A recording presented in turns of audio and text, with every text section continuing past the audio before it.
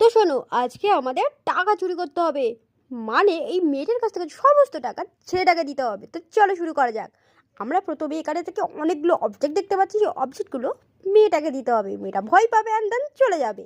তো দেখো, প্রথমে আমার মনে হচ্ছে ডাস্টবিন। ডাস্টবিন থেকে একটা মাছ দিয়ে মাছের পচা গন্ধতে চলে গেল, আর সেই ফাঁকে ঘাপলা হয়ে গেল আর কি। মেয়েটা আবার চলে এলো। এইবার দেখতে পাচ্ছি এইখানটায় একটা টিকটিকিটাকে নিয়ে মেয়েটার গায়ে দিয়ে, টেকটিকা দেখে কে না ভয় পাই, তারপর মেয়ে ভাই, আর এ সেই ফাঁকে হয়ে গেল। বুঝতে পারছো তোমরা? তারপরে এখানে একটা পাখি দিয়েছে। এটা কার কার না হয়, এটা তো প্রায় সবার সাথে হয় ভাই। পাখি মাথা থেকে ওপর থেকে চলে যায়, আর সেই ভাগে কিছু একটা হয়ে দেখো। তারপরে এখানে একটা খাবার দেখতে পাচ্ছি। আই থিঙ্ক এটা পচা খাবারই হবে। তো এই খাবারটা মেয়েটাকে দেওয়া যাক, তারপর মেয়েটার কি রিয়াকশান হয় সেটা দেখা যাক। আচ্ছা চলো, খাবারটা নিয়ে এই মেয়েটাকে দিয়ে দিলাম।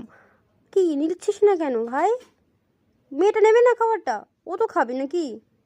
তা গাইস তো খেলো না, ঠিক আছে, ওটাকে বাদ দিয়ে এখন এবার অন্য কিছু দিকে দেখি।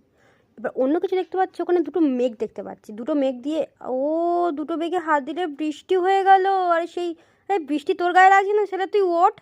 টাকা চুরি করার নেশা ঠাকুর, বড়ই নেশা, তোমরা নিশ্চয়ই জানো। আচ্ছা, এরপরে কি দেওয়া যায় যেটাতে মেয়েটা পালাবে?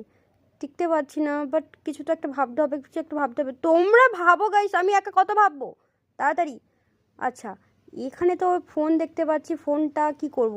ফোন, ও মেয়েটার কলেজে গেছে, প্রাইভেট কল, বুঝতেই তো পারছো তোমরা, তো তার জন্য তো যেতেই হবে। আর সেই ফাঁকে তোমার ব্যাগ পুরো ফাঁকা হয়ে যাচ্ছে। আচ্ছা, মেয়েটা কি দেখতে পাচ্ছে না ওর ব্যাগটা ফাঁকা হয়ে যাচ্ছে? বাপ রে বাপ।